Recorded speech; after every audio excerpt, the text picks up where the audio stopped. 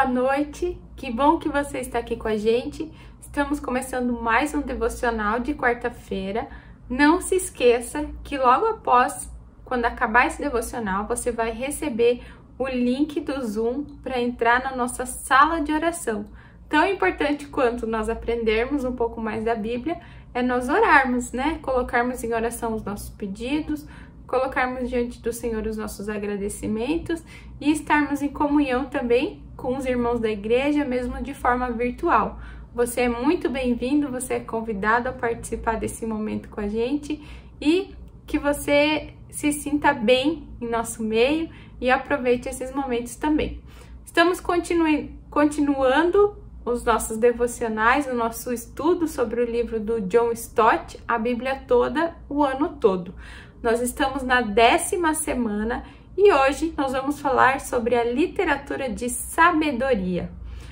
No Antigo Testamento, além da lei e dos profetas, nós encontramos os livros de sabedoria, que são 5: Jó, Salmos, Provérbios, Eclesiastes e Cântico dos Cânticos. Hoje nós vamos falar sobre 4 deles. O livro de Salmos fica para a semana que vem, que vai ser um estudo muito legal também, você tem que acompanhar. E os que já passaram também, você precisa assistir, porque estão muito legais. O primeiro livro que eu quero falar é sobre o livro de Eclesiastes. Esse livro ele é conhecido por ter um tom pessimista. Se nós olharmos no primeiro capítulo, logo no verso 2, na tradução ARA, ele diz assim: vaidade de vaidades, tudo é vaidade. Se olharmos na NVI, que grande inutilidade, nada faz sentido. E algo que tem em comum nos livros da sabedoria é que todos eles fazem referência ao significado ou ao sentido de todas as coisas, ao sentido da vida. E o livro de Eclesiastes também, ele já começa dizendo que nada faz sentido. O livro descreve algumas oscilações de humor e de sentimentos, mas ele enfatiza principalmente a futilidade da vida humana, quando nós nos prendemos ao tempo e ao espaço, quando nós ignoramos ou negamos a realidade de Deus. Somente Deus pode dar um significado à vida, só Ele pode suprir o vazio que está no nosso coração. E John Stott traz uma frase muito legal, ele coloca assim: Deus adiciona eternidade ao tempo e transcendência ao espaço.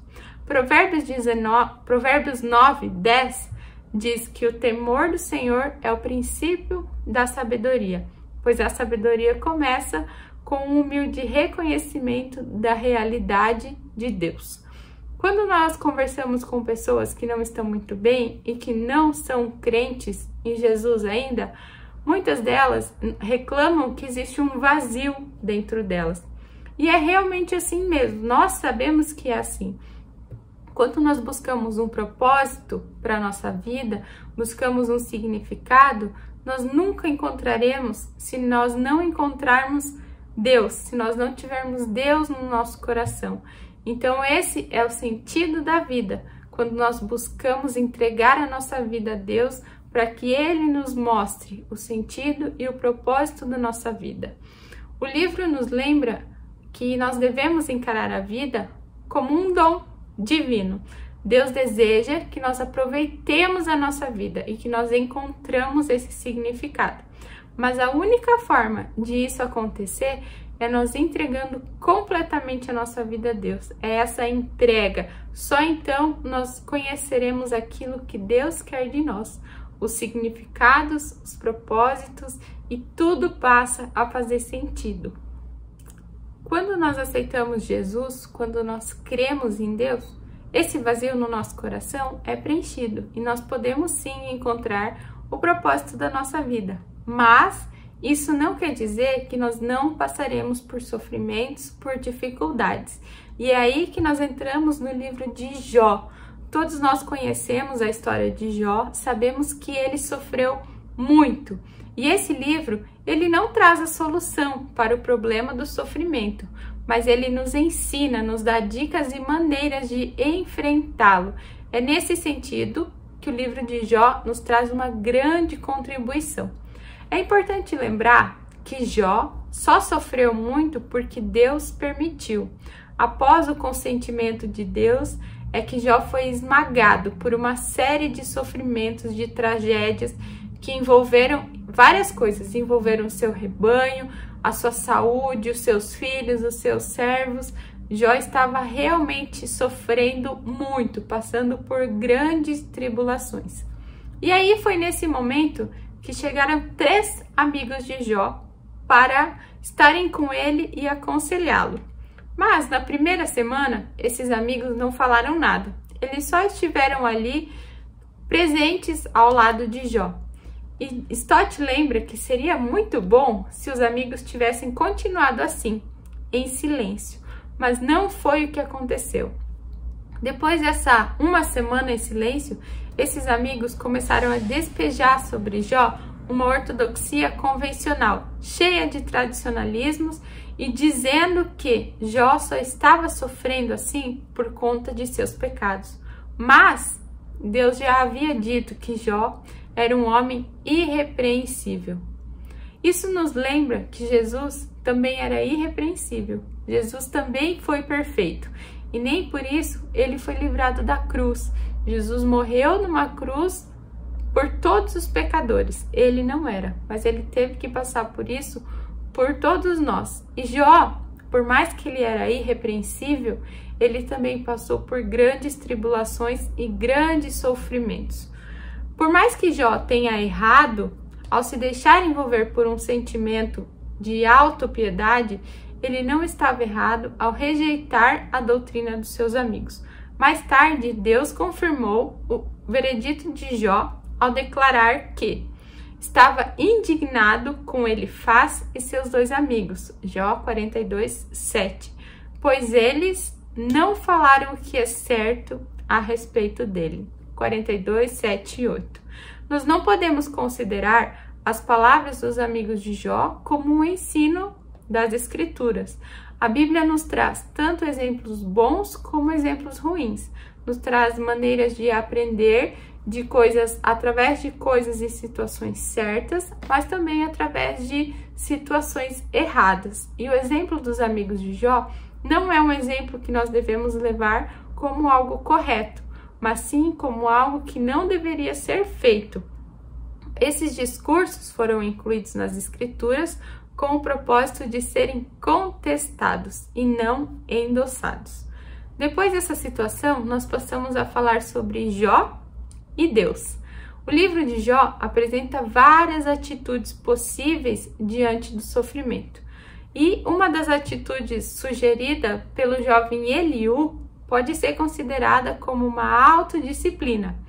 Ela representa Deus como um mestre, conforme Jó 36:22. Mas nos fala sobre aflição a fim de prevenir o homem das suas más ações e livrá-lo do orgulho, 33:17. Mas essa explicação também é parcial. A atitude correta que os seres humanos devem ter para com Deus é uma atitude de entrega, assim como nós já falamos no livro de Eclesiastes. Jó foi sensato em confiar em Deus, e Deus havia se revelado através da sua criação, revelado toda a sua sabedoria, toda a sua grandiosidade através da criação. E Jó confiou e entregou a vida a esse Deus. É muito mais fácil para nós entregarmos a nossa vida para Deus porque nós temos o sacrifício da cruz. Nós precisamos confiar em Deus, que revelou o seu amor e a sua justiça através da cruz. A cruz não resolve o problema do sofrimento, mas faz com que nós o enxergamos de forma correta. Então, Jesus sofreu, Jó sofreu, que eram pessoas irrepreensíveis. Nós somos pecadores, nós merecemos muitas vezes o sofrimento. Então, nós precisamos aprender com o livro de Jó que nós não seremos livrados do sofrimento, mas sim que nós podemos confiar num Deus, entregar a nossa vida a um Deus que nos supre, que nos cuida, que nos livrará de todo o mal e fará somente aquilo que será bom e útil para as nossas vidas. Próximo livro é o livro de Provérbios. E aqui nós aprendemos através de alguns personagens. Assim como nós falamos antes no livro de Jó sobre seus amigos, a Bíblia não apresenta apenas aquilo que nós devemos fazer, a forma correta, mas também o que nós não devemos fazer. E aqui, através de 3 personagens tragicômicos, como diz Stott, nós aprendemos várias lições, através do insensato, do zombador e do preguiçoso. O primeiro deles é o insensato. Esse precisa de muita sabedoria. Eles desprezam a sabedoria e a disciplina, conforme está lá no livro. O problema é mais no aspecto moral do que intelectual. O insensato, ele não é burro, mas ele precisa ser contido. E uma das áreas que ele mais precisa de autodisciplina é no controle da língua. Se ele fica quieto, ele pode até passar por sábio, capítulo 17, versículo 28. Mas isso dificilmente acontece. Por quê? Porque o insensato, ele não consegue ficar quieto. Ele não sabe ficar calado. Geralmente, ele não sabe o que dizer, capítulo 24, versículo 7. Mas ele tem prazer em expor os seus sentimentos e os seus pensamentos, 18, 2. E quase sempre ele responde antes de ouvir, de modo que comete insensatez e passa vergonha, versículo 13. Esse é o grande problema do insensato. Nós já sabemos que nós devemos estar prontos para ouvir, tardios para irar e tardios para falar. E o insensato, ele não sabe segurar a sua língua. Ele fala quando não deve também e ele não espera para ouvir. Então, muitas vezes, ele passa vergonha e ele expõe coisas desnecessárias. Por isso, aqui diz que quanto mais ele fica quieto, mais ele se passa por sábio. Mas claramente, os insensatos precisam de muita sabedoria para não falar o que é errado, para não falar precipitadamente e para não passar vergonha e não cometer insensatez. O segundo personagem é o zombador. E esse, ele é vaidoso e arrogante. Capítulo 21, versículo 24. É uma pessoa que recusa levar a vida a sério. Ele poderia ser identificado como um cínico, por desprezar a virtude, usar de sarcasmo em seus comentários sobre a sinceridade humana e zombar dos que praticam o bem. O zombador, ele nega a seriedade do pecado, da culpa e do juízo. Ele não dá importância à necessidade de reconciliação e de perdão. Uma das áreas prediletas e mais dolorosas do zombador é da família, e o livro traz muitas instruções aos pais e aos filhos. O filho sábio acolhe a instrução do pai, mas o zombador não ouve a repreensão. E não é diferente nos outros relacionamentos. Os zombadores, que são chamados assim no livro de Provérbios, eles não ouvem correções, eles não aceitam conselhos, e a Bíblia ainda instrui que nós não devemos chamar a atenção do zombador, porque certamente ele nos odiará. E trazendo isso de volta para a família, de não aceitar nem conselho dos pais, isso vai contra o 5º mandamento, que nós sabemos que é honrar pai e mãe. E se esse zombador não aceita conselho nem da própria família, que dirá de outros relacionamentos? Mas a conclusão que nós chegamos é que Deus zomba dos zombadores. Capítulo 3, versos 34. Nós não podemos esperar que ele tenha consideração por alguém que não leva a vida a sério. Então, que nós possamos cuidar e não sermos zombadores, que nós possamos levar a sério a vida, o nosso relacionamento com Deus, entender sim que nós pecamos, nós temos pecados, que eles devem ser levados a sério e nós necessitamos de reconciliação e de perdão. E nós devemos sim ouvir conselhos de pessoas sábias, pessoas em quem nós confiamos. E quando alguém chegar e tentar conversar com a gente, tentar nos ensinar algo que nós possamos ouvir, estar prontos mais uma vez para ouvir e aceitar esses conselhos, para que nós não nos tornamos zombadores e não sejamos zombados por Deus também, e levamos a vida a sério. O terceiro personagem é o preguiçoso, e aqui todo mundo conhece a música da formiguinha, que a formiguinha ensina o preguiçoso, e é assim mesmo que o livro traz essas características do preguiçoso. Como a porta gira em suas dobradiças, assim o preguiçoso se revira em sua cama. Capítulo 26, verso 14. Por todo o livro, o preguiçoso é retratado como uma figura cômica. O contraste entre a formiga e ele é um ótimo exemplo. Observe a formiga, preguiçoso, reflita nos caminhos dela e seja sábio. Capítulo 6, versículo 6. As formigas parece que não descansam nunca. Muitas vezes os seus fardos são maiores do que elas mesmas e elas carregam todas as vezes que é necessário. Instintivamente, elas juntam e armazenam suas provisões no verão. Capítulo 6, versículo 8 e 30 a 25.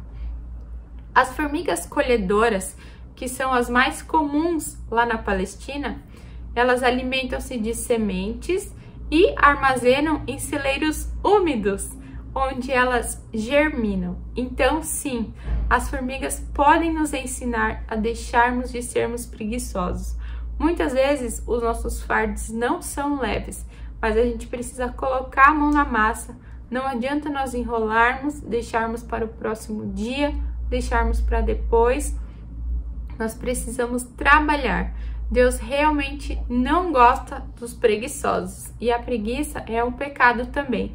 Então, que nós possamos levantar, estar dispostos durante o dia, sabendo que cada dia é um dia novo que Deus nos deu para colocarmos em prática o que nós sabemos, a nossa vida cristã, os nossos princípios e adorarmos e agradarmos ao Senhor e glorificarmos a Ele em tudo que nós fizermos.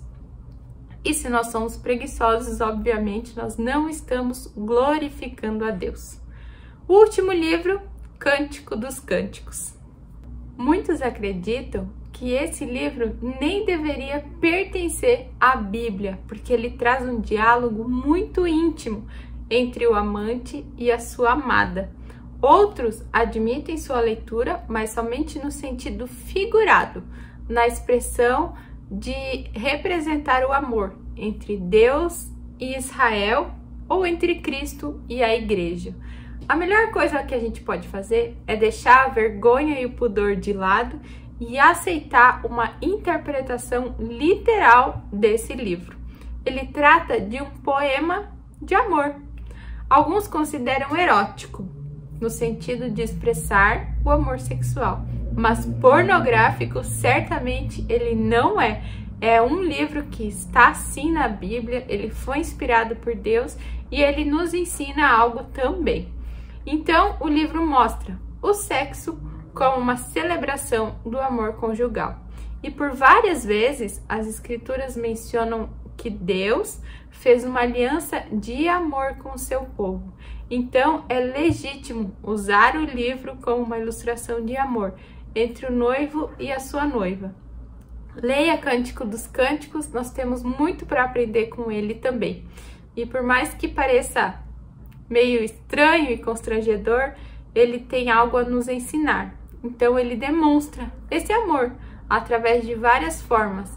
Leia, estude e veja o que você acha desse livro também. Mas não fique reprimido, não tenha vergonha, vá fundo nas escrituras porque elas sempre têm algo a nos ensinar, algo de sábio para trazer para a nossa vida.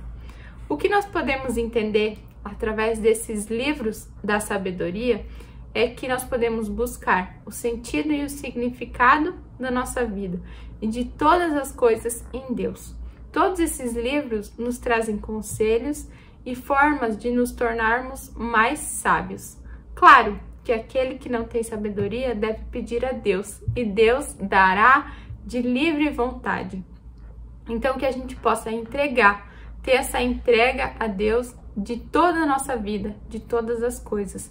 Que nós possamos buscar os propósitos, os significados de todas as coisas em Deus. Preencher o vazio que está no nosso coração com o amor de Deus, e Ele nos ensinará todas as coisas, confiando na sua palavra. Estude, reflita nesses livros e que você busque a sabedoria que vem de Deus. E através desses livros você vai aprender muito. Aprender o que você deve fazer e claramente o que você não deve fazer também. Possamos buscar na palavra de Deus sabedoria para lidar com todas as situações e experiências da nossa vida. Que bom que você participou, que Deus te abençoe, que você ore muito para que Deus te dê essa sabedoria e que você se aprofunde na palavra de Deus, em todos os livros e nesses também. Que Deus te abençoe. Nos encontramos daqui a pouquinho na nossa sala do Zoom para colocarmos os nossos pedidos de orações e os nossos agradecimentos, compartilhá-los com os irmãos e orarmos e clamarmos a Deus também. Deus te abençoe. Até mais!